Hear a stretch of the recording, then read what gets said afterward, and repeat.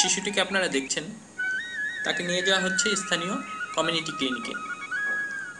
হতে পারে শিশুটি নিউমোনিয়ায় আক্রান্ত, কারণ এই অঞ্চলে নিউমোনিয়া ও ডায়রিয়ায় আক্রান্ত শিশুর সংখ্যা বাংলাদেশের মধ্যে সবচেয়ে বেশি।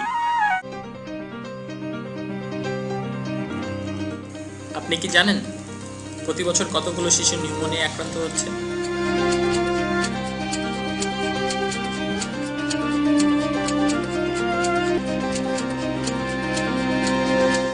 বাংলাদেশে প্রতি 10 জন শিশুর মধ্যেই 2.5 জন শিশুই নিউমোনিয়ায় আক্রান্ত এবং প্রতি বছর 1900 শিশু নিউমোনিয়ায় মারা যাচ্ছে।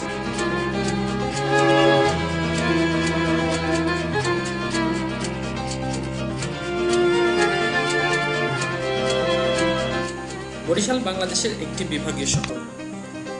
সেভ দ্য চিলড্রেন এই অঞ্চলে কমিউনিটি কেস ম্যানেজমেন্ট প্রকল্পের মাধ্যমে সমাজের স্বাস্থ্য সেবার চাহিদা পূরণের চেষ্টা করে যাচ্ছে।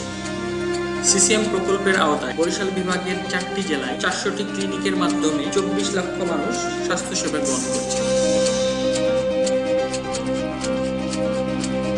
বাবুগঞ্জ উপজেলার ছোট্ট একটি গ্রাম রাহতকাঠি, আয়তনে 2.75 কিলোমিটার, জনসংখ্যা 1205 জন। এই গ্রামে রাহতকাঠি কমিউনিটি ক্লিনিক নামে একটি ক্লিনিক রয়েছে এবং এখানে রয়েছে 2 জন ভিলেজ ডক্টর এবং তাদের মধ্যে একজন প্রশিক্ষণপ্রাপ্ত। আসুন দেখি এই এলাকার চিকিৎসা ব্যবস্থা কিভাবে চলছে।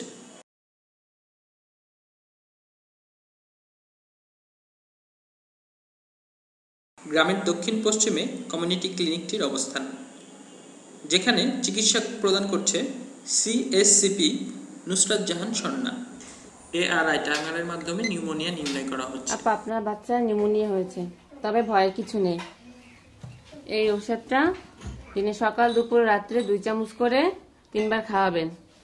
অন্ততপক্ষে 5 দিন, এইটা 5 দিন খাওয়াতে হবে, 5 দিন খাওয়াবেন। আর 2 দিন পর আমাকে দেখাইতে নিয়ে আসবেন। 2 দিন নাকি আগামী শিশুটিকে ওষুধ দেওয়া হলো, আমাকে দেখাই নেবেন এবং 2 দিন পরে আবার আসতে বলা হলো। হয়ে গেল, বাচ্চা সুস্থ হওয়ার পরেও 5 দিন, এটা অন্তত 5 দিন খাওয়াতেই হবে, ঠিক আছে? সন্ধ্যা নেমে এলো, কমিউনিটি ক্লিনিক বন্ধ।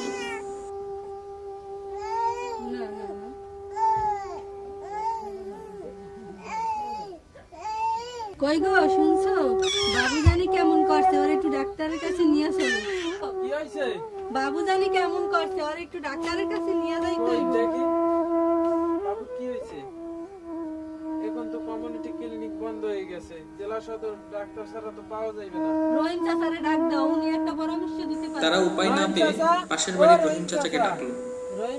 রহিম চাচা পরামর্শ দিল, প্রশিক্ষণপ্রাপ্ত বাজারের ডাক্তার আছে, তোমরা এখনই লইয়া যাও।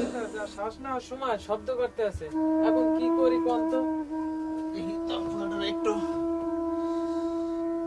লক্ষণ দিকে তো মনে হইতেছে ওর নিউমোনিয়া হয়েছে, তো চিন্তার কিছু নাই। আমাকে বাজারে ডাক্তার আছে না, এরা তো নিউমোনিয়ার চিকিৎসা দিতে পারে। সেভ দ্য চিলড্রেন বেশ কিছু ডাক্তারের ট্রেনিং করাইছে। তোমার ফুলার মতো এরকম 5 বছরের কম বয়সে যত বাচ্চা আছে, এদের নিউমোনিয়া ডায়রিয়ার চিকিৎসা গ্রামের বাজারেই হয়, গ্রাম ডাক্তাররাই পারে, আর এদেরকে সবসময় পাওয়াও যায়। তোমার ফুলারে এখনই লয়েছে ডাক্তারের কাছে। বাজারের ডাক্তারের উদ্দেশ্যে যাত্রা করলো।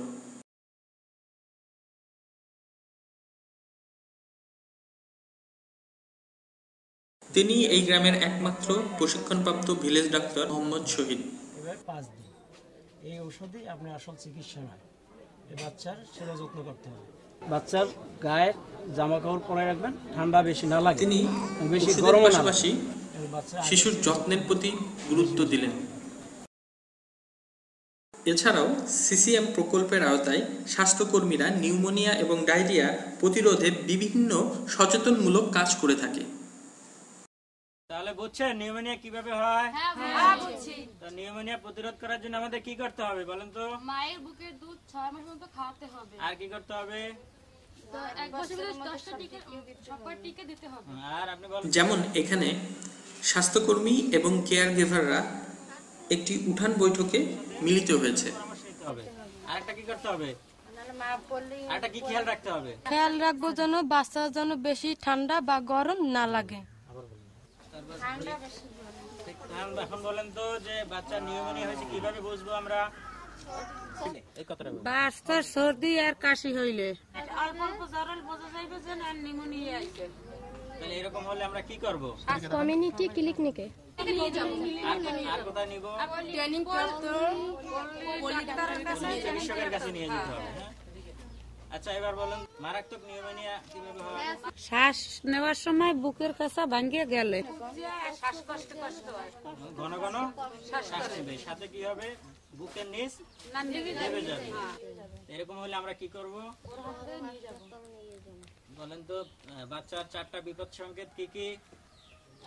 কিছু খেতে পারে না, আর কিছু যে খেলে সব ফেলে দেয় বমি করে। হ্যাঁ, তারপর মানে চক্ষু খুলতে গেলে অজ্ঞান হয়ে গেলে অজ্ঞান বা নেতিয়ে পড়ে। বাচ্চার খিচুনি হইবে।